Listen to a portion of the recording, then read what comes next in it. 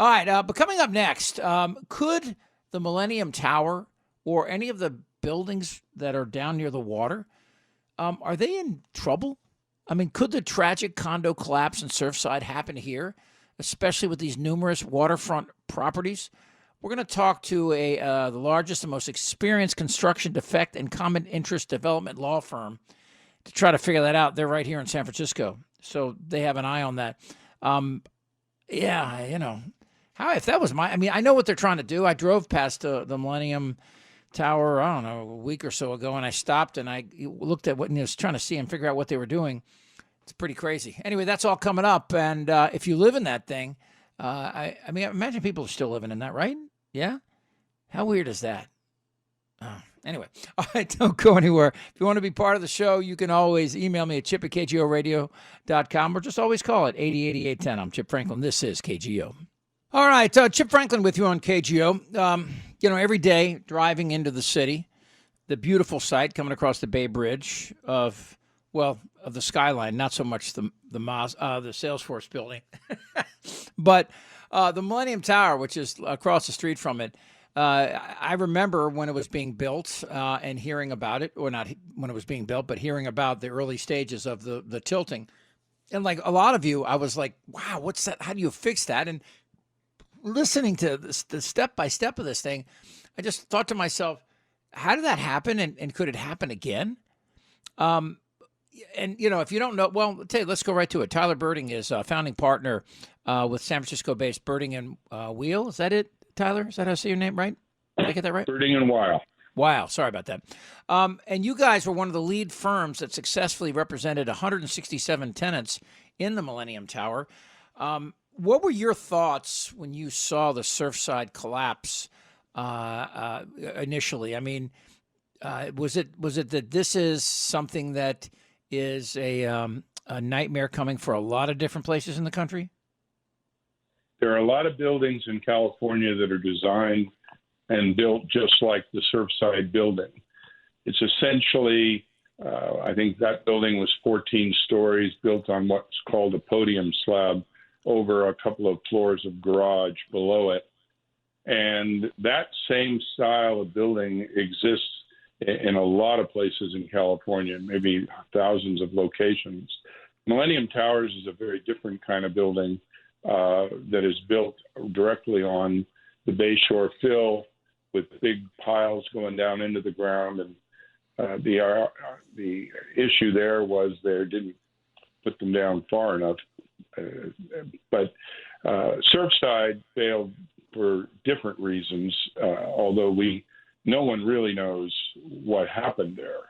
Most likely it was a combination of things, water getting where it's not supposed to, a design that was vulnerable, and probably failure to maintain it properly over a 40-year period. When you guys, let's just get it straight. The Millennium Tower is not a potential Surfside, obviously, right? It's not. This Right. thing is not going to fall down like that condo did, right? That's right. And they're doing a lot. They're doing a huge amount of work to stabilize that building now, and it most likely won't go anywhere. So it is fascinating to me when they build these buildings that the things they do to try to measure whether or not they're tilting or sinking. I grew up in D.C., and I don't know if you know this, but about 100 yards from the Washington Monument, if you lift up a manhole cover, there's about a 20-foot Washington Monument underground that they built to measure whether it was sinking, because that whole area that the Washington Monument's on is all swamp. They built it all up. Now, they built this 444-foot tower, the biggest obelisk or the biggest building, actually, in Washington, D.C. It was, they had an earthquake there, and there was some worries about its structural integrity. We talked about the Surfside condo. I mean, how should people if they think they're in a building that's old and it's more than 10 stories, I guess everybody should have a cause for concern, because this place in Florida, there were cracks and water and people complaining. It was 40 years old. The guy that that originally designed it had another building before that collapse, yet they still let him do this one. Um, what is the status of most of these buildings in California that you're worried about? Well, with Surfside, I mean, looking at it, looking at the structural integrity of the building for the first time in 40 years is way too long. That sort of inspection should have been done several decades before, and then followed up with inspections after that to see if a problem was developing. Same would be true about any similar building in California.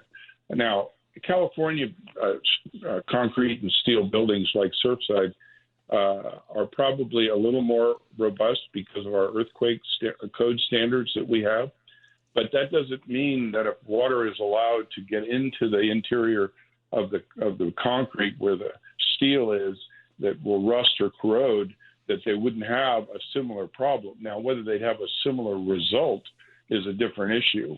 It depends on how quickly they catch it and how badly it's been allowed to happen over and how long a period. 40 years is way too long before you start looking at a building from a structural standpoint. This trillion hour, again, we're talking right now about, the integrity of these buildings with Tyler Berding, again, founding partner of San Francisco-based Berding and Wheel. Right? Wheel. I got it right? Right? Wow. Wow. Got it. Screwed it up twice. All right. So I'm sorry. I won't do it again. So let me ask you this. So if you have a building that is, let's talk about the Bay Bridge, right? I mean, so we've heard, and I've talked to engineers that say they won't take the Bay Bridge from Berkeley into the city anymore. Whether or not there's something to be concerned about there, I guess the real question is this $1 trillion that we threw at infrastructure. That's not even a drop in the bucket of the money we need, right, to protect ourselves and to make sure that the structures we have, whether they're bridges and or buildings, or bridge or risers above the city. I mean, how do we know and where do we go if we're concerned? I mean, do you think we're dealing with this in a responsible way? First of all, the kind of issues that affected Surfside require the services of a structural engineer and possibly an architect to review their condition and to detect any obvious signs of deterioration. The money that you're talking about, public money, doesn't ever touch private condominiums or private apartment houses. That's all has to be done by the individuals that own them. And condominiums are notoriously underfunded for the work they even know that they have to do. They have no funds at all for the work that they don't know they have to do that might surprise them somewhere down the road. So, yeah, it's probably billions of dollars of deferred maintenance across the country, but it's never going to be public money, and it has to be raised by the individual owners who own those buildings. Let me ask you kind of a left-handed question. Are you surprised it doesn't happen more often? First of all, let's talk about what we're talking about: concrete buildings that have steel reinforcing. Most people would look at those and say they're never, they're going to last forever. And some of the big commercial ones, like take what we used to call the Bank of America building, those kind of buildings probably will last for indefinitely because they're well maintained by professionals. The condominium buildings that are built, like I said, out of concrete and steel, if they're not maintained properly, if they're not investigated on a regular basis by someone who's trained to recognize the kind of issues that were obvious at Surfside, you could have that problem once it was allowed to progress long enough. And 40 years was obviously enough time for a major failure to occur. It seems to me that when something like this happens, we have to take advantage of it, of the attention, and try to push a whole lot of things, money, legislation, public awareness, HOAs, to everybody to make sure they're on the same page. Because, in California, I've lived here for pushing 20 years and never really been. I've been in a bigger earthquake back east than I felt here, but we know, 1989, we know that these are going to happen again. And the codes here in the Bay Area and even down in Los Angeles are pretty good, right? You feel comfortable with the codes and the way that they as they apply to keeping buildings safe during earthquakes, right? You feel pretty comfortable. I'm very comfortable with the codes. I'm not always comfortable with whether the codes were followed. Yeah, that makes sense, right? Wow, and that's up to the state, right? So that's one of these things where maybe we should be pushing Sacramento to have more oversight when tall buildings go up, to make sure they're following the code that they need to protect the people, not just that are living in them, but the people around it should it fall. Inspections during construction and periodically after that are absolutely critical. There's no question about it. A different sort of building in Berkeley in 2015, an apartment building, basically, but like many wood frame condos that exist in California. 6 people lost their lives when a balcony fell off the side of that building. That building was only 8 years old and had been inspected 3 times. Some issues with these buildings are so difficult to determine from looking at them just from the outside that's not enough. That isn't a good enough inspection. They have to go internally into the walls and things like that, where the water accumulates or can accumulate, that rots the structure from the inside out. And that's probably, and I say probably because I don't know for sure, no one knows, probably what happened at Surfside. Water got in there, corroded the steel rebar that's reinforcing the concrete, and the concrete failed and the towers failed. Same thing can happen with a wood building, but there it's dry rot. A buddy of mine's an architect, and I remember when that thing happened in 2015 in Berkeley, he said, he always thought that if you're going to have a balcony, you shouldn't have a balcony that's big enough to hold too many people that would affect the structural integrity of the balcony. It's like an elevator. When an elevator says this elevator holds, can only have 10 people, but you can fit 15 in there. I'm like, well, you make it smaller. Some of this stuff should be simpler, right? So you can see it and understand. It should be a little more pragmatic. Those kids that were out there on that balcony, there were a lot of them, and they were dancing, and obviously they're being kids. Some of this stuff, architecture should be more. There were too many people on that balcony, but that balcony had deteriorated to the point where it probably didn't take 13 people to make it fail. Yeah. The dry rot that had accumulated over 8 years in the structural supports for that balcony was so extensive that probably a smaller group would have made that fail anyway. But you're right. We have to use some good sense about these things, but most importantly, we got to build them properly so that the water can't get in where it'll do that kind of damage.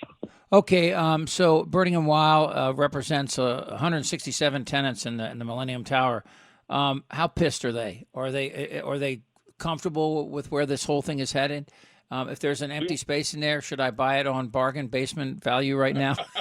I don't think you could get a bargain over there. No, everybody's pretty secure that it's going to be fixed properly, and there were multiple law firms, by the way, that were involved in that case, not just us.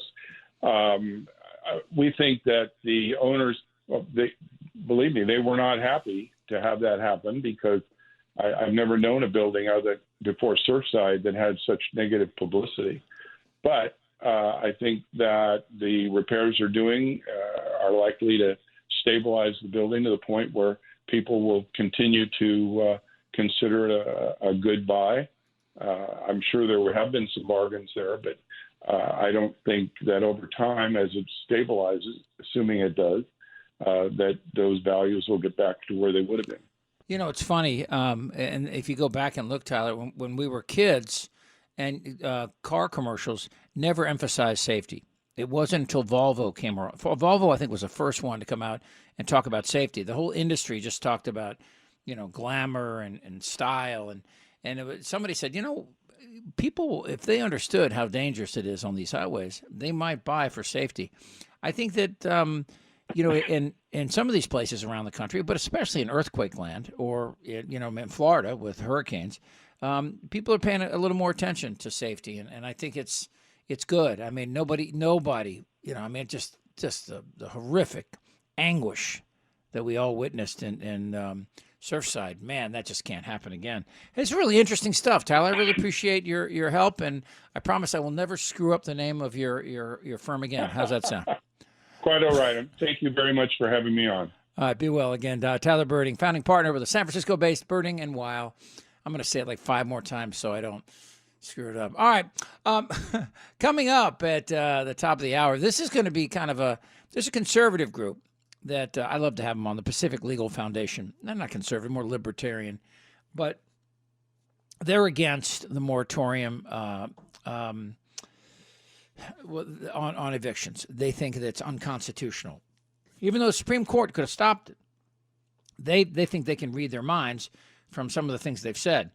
Bottom line is, sometimes something can be unconstitutional and still be the right thing to do, in my opinion. We'll see what they say.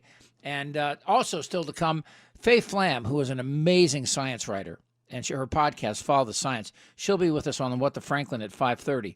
So if you have, I'm going to let you ask questions of her too, because she writes about a lot of different aspects of this, and we'll talk about some of the more unusual aspects of this pandemic and how it affects you. So a lot more to come. I'm Chip. This is KGO.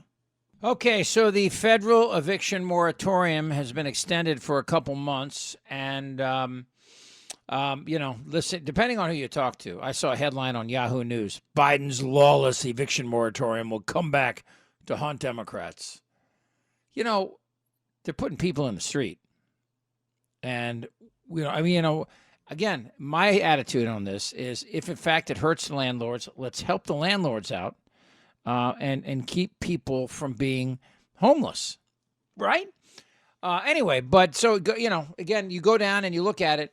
Jen Psaki was brushing off these concerns about constitutionality, and she said, who's saying that? Well, Pacific Legal Foundation is, and they're going to join us next, and they'll make their case that the Supreme Court should, although they probably won't, get to this before it's over. So that's all coming up right after this. I'm Chip. This is KGO. Stay with us.